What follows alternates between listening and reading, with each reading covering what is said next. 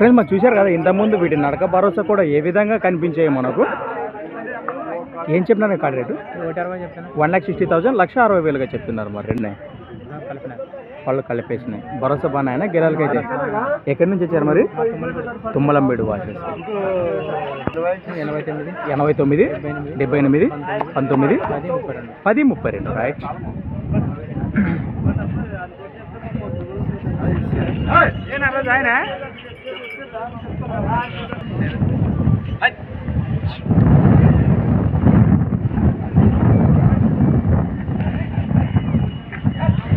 Right friend మనం చూశారు కదా కాడి వివరాలు అయితే ఈ విధంగా ఉన్నాయి. రెండు నేరుగా మాట్లాడుకోవచ్చు.